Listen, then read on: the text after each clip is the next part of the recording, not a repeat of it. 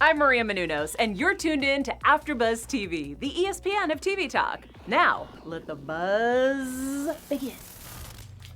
Uh-oh. All-guy panel. Yeah, oh, no. Boys Club. We're running amok. Christine's out here. She's on assignment. Oh, she's on assignment. Yeah, she is. A family assignment. Yeah. Man, you never know what's going to happen. You never do. We are unchained, unfiltered. There's nobody controlling us. No voice of reason to be found. Yeah, Christine usually has us under control. We're out of it right now. What is up, everybody? Thank you so much for joining us. We're here again for another Love is Blind recap and after show. What is this, episode 8? Yeah, we're going, My man. gosh, my name is Mike Thieling. These couples, Mike. we're starting to get out of control. What's up, Flobo? How's it going? That would be a good name for a YouTube show. It would be. It is a YouTube show. It's called What's Up? It sure does. It My does co-host, exist. Flobo Boyce. Thank you so much for inviting me, Christine. We miss you, but right now, this is the Boys Club. We miss you. We're excited to see what Christine has to say. Guys, of course, we're going to run down. You know how we do this. We're going to talk about each and every couple as we go through the show. We'll give a couple predictions if we still have time. Flobo, Yeah. overall, what do you think of tonight's episode? You know, I was on the edge of my seat. I really think the couples now are maturing. We're getting towards the weddings. Is now seeing like a big milestone for them. Even It's getting couples, real. We were kind of worried about how they would take things. They're navigating the issues. I was on board. Right. It's getting real now. That's kind of the thing, right? So we're down to up to, by the end of the episode, a week to the wedding. I think we start around 14 or 15 days to 8 today. days, yep. And it gets really, really real. Let's just jump right into it. Real quick, let's talk Cameron and Lauren. Okay. Just for the top of the episode, Start of the because episode? last episode we left off on a cliffhanger. They're talking with her dad. He starts to bring up, just like we talked about, the interracial relationship aspect of it. And he straight up asks Cameron, have you ever been in a room where you're the only white person and it's all black people and kind of things like this. I'd like to pat myself on the back real quick because I believe in my predictions. I said this was going to be a big red herring and everything was going to be cool. Right. For the most part, I really think it was. Is it really cool, though? I mean, I think this is, not only is this a new situation for Dad, this is the first non-black person she has dated. Correct. Okay? And it's also the first person that she's introduced to her dad. Sure. So that to Dad might be a double whammy if he's not used to, maybe he himself has never been in an interracial relationship. He doesn't have a lot of experience with that or has been exposed to that very much. And you can be an overprotective dad. I think. Yeah, for sure. I think all of it's a good sign. All of it's a good sign. He likes them. It sounds like he's... Don't mind me wrecking the studio. Sorry. Cameron's on the path to being well-liked, but Dad just said one thing. He goes, he's a bit too mellow for me. So even though it was a clean, positive result, it really wasn't like come together, future son. It's like here's a seed that could fray in the future. There's a couple things going on with Dad, I think. First of all, he's divorced. True. Okay. True, absolutely true. And divorced after 17 years. That's a long time to be married. Yeah. Not even dating. They were married 17 years. So divorced. So there's something going on with that for sure. And just the surprise of my daughter met somebody on a reality show. Okay, and he's white. Okay, and I'm meeting him, and she's never brought a guy home before. Sure. All these factors build up. Excuse me. And no, there wasn't the super huggy kind of resolution that maybe we want. Right. There is still some caution, but the vibe that I got was that he's open to it. We'll see kind of where it goes. And he even said, I'm not trying to be a bad guy. I'm not trying to be this, but I am a dad, and this is just kind of the situation. You know, I kind of go back to what we talked about before. You got to have some faith in your daughter, right? Is she a smart woman? Yeah, blah, blah, blah. She's half guilty for this. That's what he's like totally relying on. And I don't want to make this whole thing just about race, but let's be honest. There is that moment for dads out there that goes, look, she's my daughter. I assume I raised her right to make the right decisions, but I hope she knows what she's doing. My last relationship was interracial as well. My dad did not carry the way. My mom had reservations, but didn't say anything until after we broke up. Right? Wow. So we don't really know how it is with some families. Sure. You know? Sure. Yeah. And I was really weirded out by the whole he's too mellow. I thought, Dad, you're pretty mellow yourself. The guy, he was pretty even-keeled and mellow. So I don't know kind of what hyperactivity he wanted out of Cameron or this extreme alpha personality. I honestly thought the whole interaction was pretty sweet, and I liked the mellowness of it. What did I say? It sounds like mellowness. Mellowness. Yeah. I liked the mellowness of it, and I thought their conversation was, I don't know, to say a terrible word, pleasant. Yeah. I thought it was pleasant and nice, and I thought Cameron said really well that I want to get into your life like that. I want to get to a point where we love each other because I'm down and we're family. I don't know what else as a dad you could expect in something like that. It's kind of scary how well he played that. I was almost like, is this a real person? If he's not an actor, he's really into it. Of sensitive boyfriends? I have no idea. Is he an algorithm with a fiance is supposed to be? Take notes, maybe. guys. Be like Mike Cameron. But we get out of that potentially dangerous conversation, seemed to go really, really well, and we're right into, because we're getting down to it. So it's wedding planning time. For those of you watching who aren't familiar, I'm a professional wedding officiant. Flobo's a professional wedding DJ. But you're the best, though. No, you're the best. You're the best. We have a lot of wedding planning experience between the two of us. And we get to see them, the ladies picking out their wedding dresses, and the guys picking out their suits. The guys, it's never very interesting, right? We get suits and that's it. It's Do you bring your bros when you get your suits and have them look and go? And I don't know. You're better to answer than this. When I got married, my wife and I went and picked out my suit. Yeah. And I got a brand new suit. The first time I wore it was on our wedding, and I wear it now all the time performing weddings. I wear it as another suit. Oh, nice. My wife, she didn't do the whole thing with her girlfriends or anything like that. She got a bunch of dresses sent to the house, and she tried a bunch on, and she picked the one that she liked. Have you thought about this, of like going with your boys and getting dressed up? No. Pro tip, fellas, you want to have someone there. You find your top platonic female friend. If you're thinking of heteronormatively, of course, have them give you and vouch for you for the look, the cut, because there's certain angles that guys don't appreciate that women do. I'm just being honest with you. I believe, and my wife and I, which I love, by the way, tip for couples. I love. No, I love my wife. I love that we didn't see each other beforehand on the day of the ceremony. I think that's really cool to do, guys. I do a fun turnaround down the aisle, and I have them do a first look down the aisle. I think that's the way to go. But I don't believe I knew what my wife's dress was, the one she actually picked out. I like that. She knew my suit, but again, it was just a nice blue suit, and so it's not a big surprise for I don't think for her to have seen me in the suit. Sure. J-Lo is producing our show today. Hey, Jennifer. Hey guys. What's up? Have you had this dream of picking out your wedding dress with your girly girls? Oh, definitely. When I was younger, I always wanted to do that with friends and my mom, because I think it's like that special bond. And like you said, I think that you have certain people that are going to tell you whether that dress looks good on you. And my family and friends are brutally honest. You got to be brutal. That's terrible. Yeah, you got to be brutal with it. I like that. I like the brutality. I do too, because I don't want to be walking, if I'm walking one time in a wedding, like for the rest of my life with an ugly wedding dress or not looking good. You know Yeah, of course. Damn. Well, they all brought people. They brought friends and family. Of course, we get Lauren's mom again, who's just the cutest. Yeah, she needs her own sideshow. And we get a bunch of people, a couple people to really shout out. Barnett, first of all, talking to I think that's just one of his buddies, super confident about Amber. In fact, he says, I've never been with somebody who's so confident in herself, and I've never been so confident about somebody. That is perfectly true. Is this an odd foreshadowing of how we see their relationship taking shape later in the episode? Yeah, absolutely. The thing about Amber is, yes, to her credit or discredit, she is very honest with who she was up front. She is a multifaceted person. You kind of know what you're getting with Amber. That's a nice way to say it. Yeah, and he said in a way where it wasn't bad or disparaging. Yes. That's definitely toast-worthy. That was a wedding. Absolutely. And then we see Mark. Again, Mark's brother. Roommate, right? Brother. A brother. Not fun. Yeah. You're not very fun, bro. Yeah.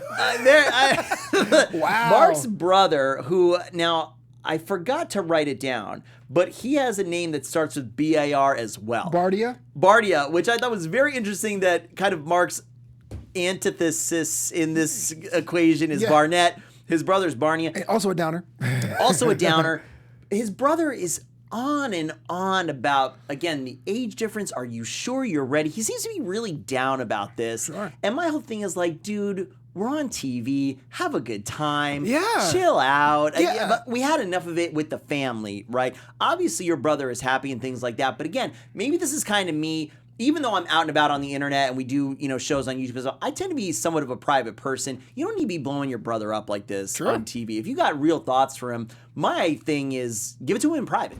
Yeah, it's also kind of peculiar that he does it now. You get invited to watch him pick out his suit. You're picking out suits. Hey, man, what do you think about your wife? We're pretty much there already, it's right? Like, dude, you're on board, man. What's up with that? I thought that was weird. Yeah. So, again, we can't get through an episode without Jessica being awkward. So, of course, we have a weird random wine date with Barnett, which this is super confusing to me. Okay. they go and get together. Jessica literally says in an ITM, I couldn't let this go without having everything out on the table or something to that effect, right? Sure. But then when they start talking, she almost continues down that road. Weeks ago, I never would have imagined you and Amber getting married. I just couldn't picture it. Well, oh yeah, because X, Y, Z. and then Barnett is like, yeah, well, it's funny you say that because I don't know, at my birthday or whatever, it kind of seemed like you were having regrets that we didn't get together and things like that. And Amber saw that and then Jessica is like, absolutely not. I can't believe you took it that way. Jazz hands and everything. Right. When we are all watching like, no, that's exactly what was going on. In fact, remember later when you got in bed with Mark and we're like, Barnett's so sexy. This is literally what's going on. And look, I'm not trying to throw a ton of shade or whatever. I think for real, she really likes Barnett. Of course, okay? Yeah. And it didn't work out, and she's kind of hung up on him. And I just don't think she really likes Mark, which again, I've said the entire after show we've been doing this. That's totally fine. Right. You're not required to be attracted to this random dude you met in the pods, okay? That's true, also. And it feels now like they're in this experiment or whatever. They're still doing this show. And so you really feel... you feel the pressure to keep going along with it, but I don't know. What were your thoughts on this awkward wine thing? I actually wrote down my notes. Barnett shut it down on the rooftop. Yep. So I think, and to his credit, and also the credit of maybe Amber having that little powwow after the fact of saying, here's why what you did was wrong and possibly disrespectful. So pegged Jessica to a T. She had to backpedal and say, that's not what I was doing at all, but she couldn't back it up with what she wanted to do. Right. So you're saying it wasn't me. I didn't put my hand in the cookie jar with those crumbs all over your hand and face. Then, right. Poor girl. And of course, poor Mark, even the fact his own teammate saying, hey, look, man, what are you doing? Going, no, I love her. What are you talking about? Don't worry about it. I just feel like everything's closing in. It's good. We're going to see where this all ends up. I mean, it's going to be really exciting to see the last few episodes, especially because they're the real story, right? Yeah, I think so. They're the real story. In fact, let's kind of take a pause and let's segue and just talk about the individual couples now. Since we ended on that, let's talk about Barnett and Jessica. Excuse me, Amber. Okay, yeah. No. I mean, that also works too. No, it does work too. We get to the end of the episode where they're having dinner, they're preparing dinner. They have a couple chats, several chats, where we see Amber essentially again say, these are the expenses of the wedding. I'm so excited to be a housewife or a stay-at-home mom, and essentially let me do some interpretation for what Matt is hearing. I don't have a job. I have a lot of debt. I'm never going to have a job. You're going to be supporting us financially, and I'm really excited about that. Yeah. This is what I aspire to be. Nothing wrong with aspiring to be a stay-at-home mom. I think that's fantastic, but it does come off a little strange that it feels, I think, to him like she has found a money source, and now she gets to not worry about all that stuff, or maybe the kind of problems that she's gotten into. And you can see it weighing on Barnett a little bit, like, okay, Amber's in some financial difficulty. I don't know that, I want to provide. I want to do this for the wedding. It's going to be me. And Amber is also very insistent that they fund the wedding, which comes off a little strange when she's not bringing any of the funding to it. You're absolutely right. What did you think about where they ended up on this? It's hard because, again, I'm speaking from the position of a male right here. There is a certain kind of trepidation that guys have when they realize they're not so much are being part of a team, but rather being casted for a role. I think Barnett had the opposite. They had the connection in the pods. They went to Mexico. They felt all this, but heading back into real life, everything just seems to something. Hey, can you do this? Right. Alterations are this amount of money, or they want this, and you better defend me in private and public. Like everything felt like things he had to do. Right. Whereas Amber wasn't really offering anything on the back. Yeah. So, like, I'm not saying it should be transactional, but if you're sitting there and you're Barnett, you're like, well, where's the connection? Where is it even the complementary yin and yang? It doesn't seem like a teammate type setup. Right. The stuff with the family and backing somebody up, I understand that. True.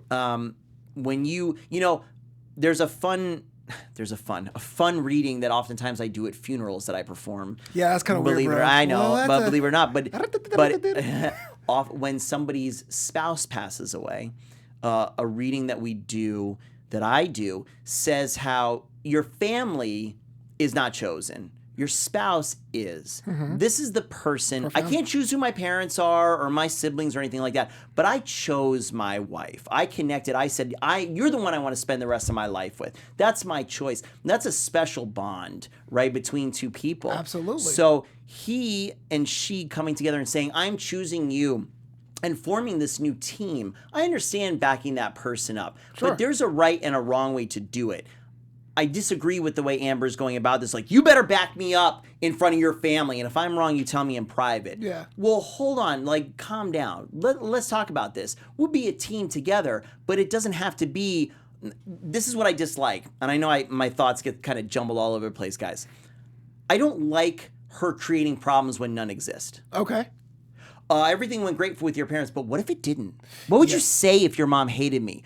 Yeah. Why are we going to cause this? It's almost looking for a fight. Why do we have to have this discussion? I don't think it's really pertinent. Well, when things go terrible, you better back me up. Well, why are we already saying that something negative is going to happen with my family? Right. What about your family? What? She's not saying I'm going to back you up 100%. She's saying you better back me up when I have problems with your family. But there are no problems yet. Why does this? Maybe we deal with it.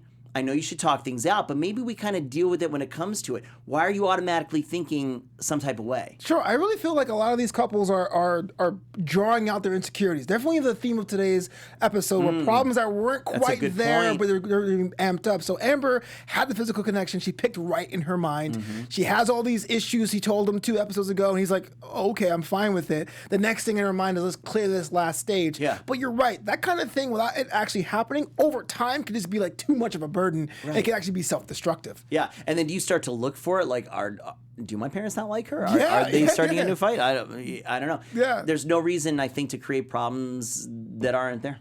Let's talk about Mark and Jessica. Problems that are there. Problems that are there, sure, not in Mark's eyes, but in all of our eyes. So, she tries on the dress. She starts to get weepy.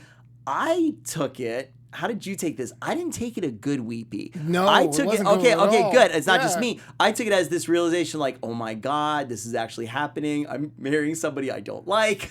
Right. I did too. So and then we come to find out, I guess they have been intimate. They have had sex. Mark says at one point their emotional connection finally turned up to 11 and they got physical. Hopefully that meant that. That's what I'm assuming. I hope so too. And then we get the obvious romantic gesture from Mark, but surprise, it wasn't as romantic as we thought because he recreates the pods with dinners in separate rooms where they talk. I have a big opinion on this. Did you think this was healthy? Whew, healthy is a very charged word. Sure. Ideally, I would say no, because if you have to get liquored up and be behind a wall to talk to someone, you shouldn't do that. However, that is their first date, so you can't. I mean, you're already kidding your first date, so that's kind of cute and healthy. Yeah, so I don't know. sure. It's come torn. I didn't like it. Yeah. I think at this point, you should be able to face each other. Yeah. I think at this point, if you are going to get married, there shouldn't be anything you can't say to each other face to face. I think in a completely healthy relationship. True. They're obviously in a really odd, different experiment thing going on. Yeah. So it's definitely very different. But I thought this is not helping it move forward. Right. If we need to go way backward to even express our feelings by not looking at each other, I don't know. It just didn't seem right to me. It does seem like a comic book villain trying to recreate old Metropolis or something. But I mean, what can you do if you're Mark? If you're Mark and everyone's giving the whole like, "Hey man, good job" or whatever, that kind of you go, bro, and your own friends and family are looking at you sideways. You had to fight twice for your wife to even give you a shot. It's like, I get that if you're that far into love, but at one point you sit back and say, "It's all me doing all of this stuff. It's all me." It's a lot of effort. It seems to us like a lot of one-sided effort. That's what at least that's the edit that we get, right? Sure. That's the kind of stuff we're seeing. Even I didn't like it. It made me cringe when he was like, "I love you," and she was like, "Loves ya." And I was like, that would be cute if my wife did it because we've been together over 9 years, but they've been together like 9 days, and they already have had these kind of like struggles in their relationship, mostly from her insecurities or her desire for Barnett. it could be totally innocent, but I didn't like it. Loves you only works if you said I love you before. Like, you know what I mean? It's like an extra thing on top. Yeah, I didn't like it. Mark's getting more love from the dog. Let's talk real quick about Kelly and Kenny. Kelly and Kenny have just been a super solid couple all along. Not a lot of drama going on with them. I guess the big thing with them, and you took your fantastic note, you really wanted to talk about it. Yeah. Kelly's orgasm issues. Kelly's orgasm issues. So evidently in the past, she has been intimate with men she's dated too quickly. And because of that, at least in her mind, she's decided she didn't develop an emotional connection and therefore wasn't able to get to a fantastic place sexually. She wasn't able to orgasm. Right. That makes a lot of sense to me. Yeah, there's a whole rise of what they call the sapiosexuals, where you have an emotional connection to someone's intelligence. Love it. Yeah, that's why only you find that. I get that, and especially now in modern times where it's okay to wait if you want to. It's your body; you can use how you see fit. But it is kind of peculiar, only because of the experiment we're on. That it's such a truncated march to their marriage where you're saying, I'm not doing it until we get married, where it's like the marriage is not really a symbol of anything. Right. You know, they were courting each other for years. And it was like, let's get married. This is a connection. It's just like, after the fact. Well, and what troubled me the most about what she was saying was that she said she is there mentally, emotionally, and physically with him, and she doesn't know why she can't go to the next step. Right. So that would lead me to believe, are you actually all connected with him in all these different ways that you say you are? Is it a thing where it's like if they had sex and it was not good, she would use that as a reason to not marry him? Is that the only reason why that's an issue? Because other than that, I don't think it's relevant. Not saying go ahead and do it now, right? But it shouldn't be the only hang up there. Well, look, people in general aren't mind readers. This is we're getting into some real you and I are not sexual therapists. I'm not a sexual therapist. I'm not either. Okay. Good for the lessons. Okay. But let's be honest, people are not mind readers. Everybody needs to be a little bit more, I think, open and vocal about what they like intimately. Sure. If your partner's not making it happen, tell them what you like. Right. But I think people have this odd stigma of everything should just be perfect in the bedroom right off the bat. Right. There's something wrong with getting a little bit of direction. One time of awkwardness for the rest of your life being satisfied is fine. Be like, hey, if you could actually touch this there and do this, I will be done. Yeah, I'm down to hear it. I say it right now. I'm down to hear it. It's just weird tell it. you described it like yourself like you were a Fiat or something, but I Hey, got this. a well-oiled machine. Look, between movies, Not sponsored, but Fiat. between movies, music, romance novels, and porn, we have a very hyper-realistic view of romance and love. Skewed out of control. So I understand if you are experiencing it before and not getting it in the real world. But, and again, marriage before sex, before or after, it's a personal decision. But give the guy a chance. Give him a chance to fail first. And it is, we go through this on every single relationship reality show. Married at First Sight, for sure. We've had virgins. The Bachelor, we've got something big going on right now. We're about to have a big bombshell dropped by. If you guys are watching, Madison is about to come out next episode that she's a virgin, and she's gonna have a big problem if he's slept with other people on the show besides, outside of her, because obviously she's waiting for marriage. So it is a big thing, and it's totally your choice. Right. But again, you have to be on the same page as the other person with this. If I'm a sexual person and I'm having sex and I'm not waiting to marriage and the other person is, that might not be compatible. To me, you have to be sexually compatible, I think, to make the relationship and marriage work. Sure. If you want to wait, that's great. But then at the same time, it's not wrong for me to not want to wait. Right. Right? It's not wrong for me to say, well, that thing is important to me, so I've got to be connected with that for us to take the ultimate step of marriage. Yeah, it's not wrong. Should not to be vilified on either end, I think. And you should be pressured to go either way. Correct. Absolutely. Yeah. Who are we leaving out? Oh, of course. I think are we on our last couple now? Looks that way. Giannina. Yeah. Giannina. And the woman your sound boy effect. Damien. My boy! That's my favorite. Damien! It's my favorite sound effect. This relationship, this episode, same as always. Hot, cold, hot, cold, hot, cold, hot, cold. Oh, we passed by this, but shout out to all the ladies in the bridal gowns. They all look stupendous. Oh, yeah, they did. They Beautiful, did. beautiful, beautiful. They get into a fight, Damien and Giannina, over social media, phone usage, which is just boiling down to communication between the two of them. Yeah. So when they were in the pods, no phones, no social media. It's just the two of them communicating, right? Which I think is a way a lot of us would prefer to be. Would you? This is a great. Would you rather not have social media whatsoever?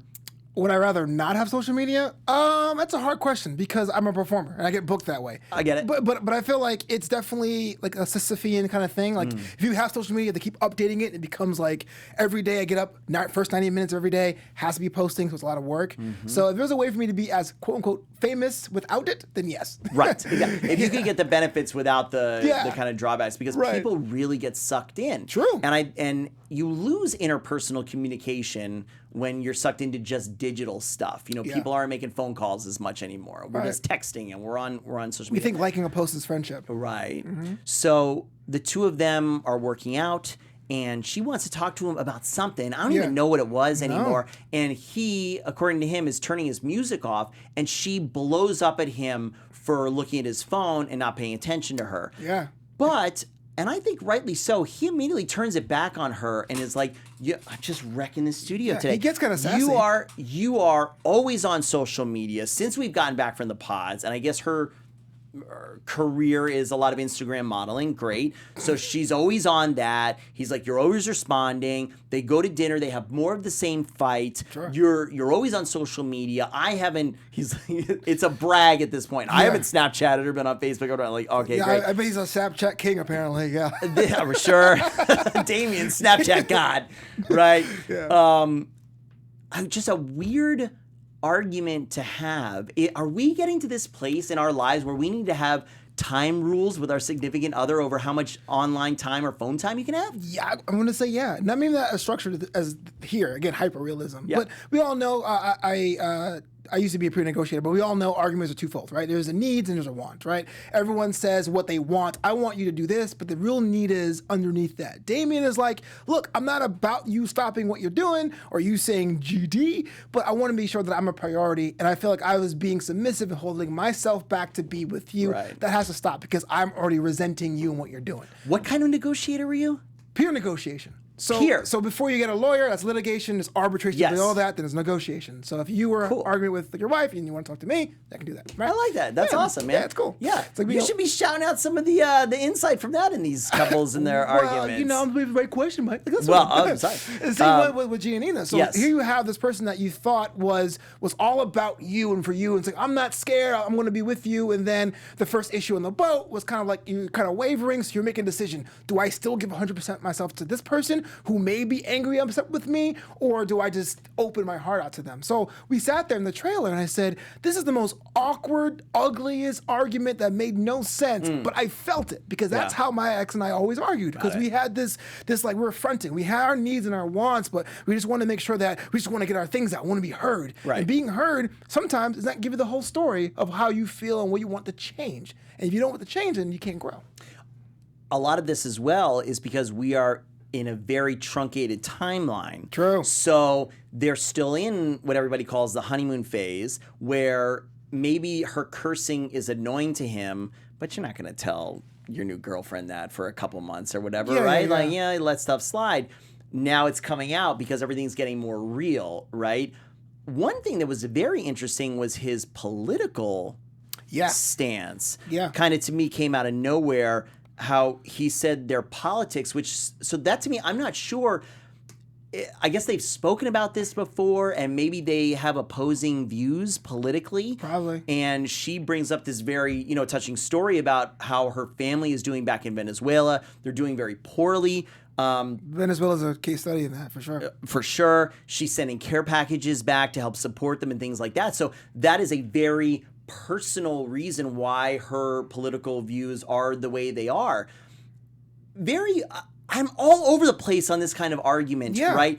People have their views. I think for her to say, like, you're gonna deal with it, I'm never gonna change. That's, I think, a little short-sighted. I think everybody, no matter what your views, should be open to hearing other people and other viewpoints out. And honestly, with your opinions, I think for the majority of them, you never think they're gonna change because those are your opinions. Exactly. But And I probably think that myself, but I'm open to hearing it out, and maybe it does change my mind. Yeah, again, needs and wants. When we have our I know we're short on time here, but about our political beliefs out there, we are very defensive because we feel that people may disagree, may attack us morally or on an emotional and connective level. Right. So even though she may have her opinions, may be seen as abrasive, her, the sensitive nugget within, is her scrounging up her money to send things back from a job that's what? Instagramming and blogging? Very, very tenuous position even today. So the fact that Damon's like, look, this is what you're doing. If it's a priority to you, it's a priority to me. Love language, act of service, she's on board. Right.